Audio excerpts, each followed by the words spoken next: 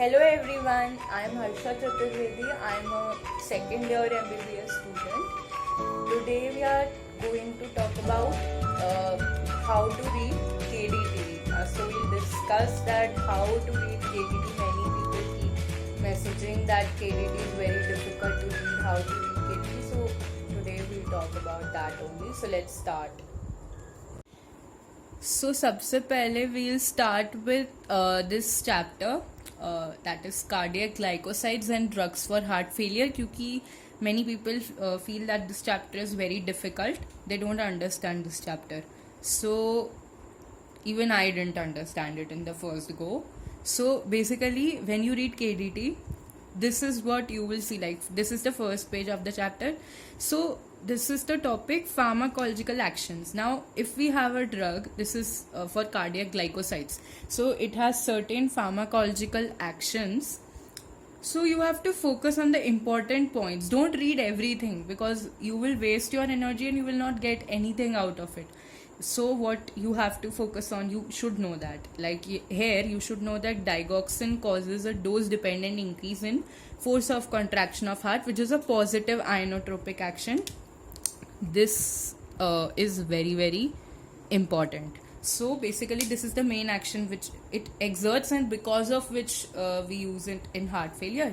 Then we have this action potentials and all. We don't need to go in the detail of all this because these questions are generally not asked. So first go through high topics. Okay, now let's move ahead. We have this diagram. If you know this diagram, you can understand the whole mechanism of action of digoxin. So if you know that digoxin binds to the extracellular side of the sodium potassium ATPase and it blocks the activity of this enzyme, then what happens is that more and more calcium gets accumulated inside and so on and so forth. So you will get to know that if you know the mechanism of action, many things are naturally solved. Then you don't need to know the blood vessel action, kidney, CNS, because these are not important. So don't focus on them. Just go through some points, like it has weak direct vasoconstrict action. Okay, that's fine. Then it causes diuresis in CHF patients. Okay, that's fine, but not important. Then basically side effects, adverse effects are asked in any exam, so focus on them. Extra cardiac, both we have to focus on. Then treatment, absolutely necessary. Like for important points are there, like tachyarrhythmias. So what are tachyarrhythmias? Arrhythmias are something that are conduction defects because of which the ionic flux is altered at a membrane of the heart. So basically go through it once, but you should know what is important to read. Like not everything is important here. This page is a little important, yes, because we have adverse effects, we have the treatment of tachyarrhythmias, which and ventricular arrhythmias, supraventricular arrhythmias. So this is a little important. Then precautions and contraindications are important because they are frequently asked. Then treatment of heart failure, yes, we should know the classification of the drugs that we use, how they work. If you know the whole diagram, you will just find CHF, that is congestive heart failure drugs, so easy that you will even read it only once and you will remember it for decades together. Okay, so this was like about, so go through some important points like how beta blockers should be used. You don't need to read everything from KDT. It's a very good book if you like, but you will have to go through multiple reads of the book. Okay, so now I'm just taking a random chapter after the CHF. Let's take what should we take? So now we take up this chapter randomly. Drugs used in mental illness, antidepressant and anti-anxiety drugs.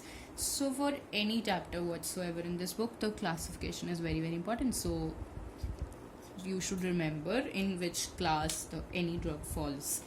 Okay, now we have MAO inhibitors. We have MAO inhibitors you have many things that are given, so just go through this. That is cheese reaction is important, then moclobemide is important. Okay, then pharmacological actions of these drugs, how these drugs affect basically cause effects in our body.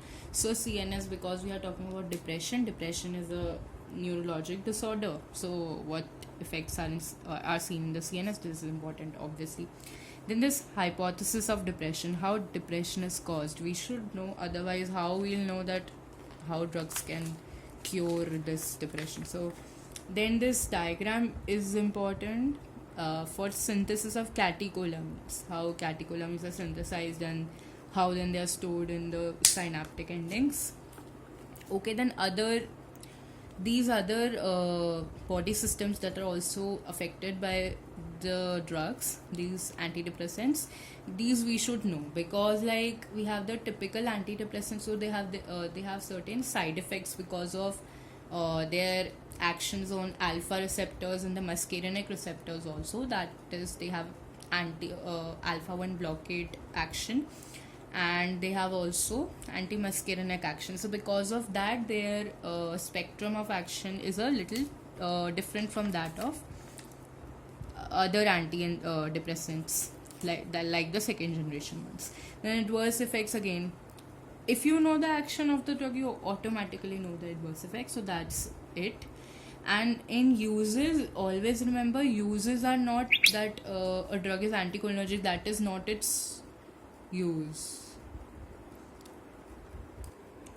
So uses, you should know the disease. You will talk about the disease, like for example, we use adrenaline in anaphylactic shock, so its use is anaphylactic shock. So anyways, uses, you have to talk about the disease, not what its action is. That is not its use, any drug. Then basically this chapter is like it, you have to focus on certain drugs, like you will focus on paroxetine, fluoxetine, escitalopram. Dapazoxetine is very important because it is used for premature ejaculation, and it is one of the very good drugs for that purpose, which is being used nowadays. Then we have SNRIs, and again the uses, you know, if you know the action of the drug, again that's same for any drug in this book. Then anti-anxiety drugs, again you should know the classification, and you are done with the chapter. So basically pharmacology is not that difficult. If you relate and study pharmacology, you are going to enjoy it, because KDT, but the thing is only this, that you have to revise thoroughly. Like I revise one chapter once 2-3 weeks, because you have to do that, because it is very volatile.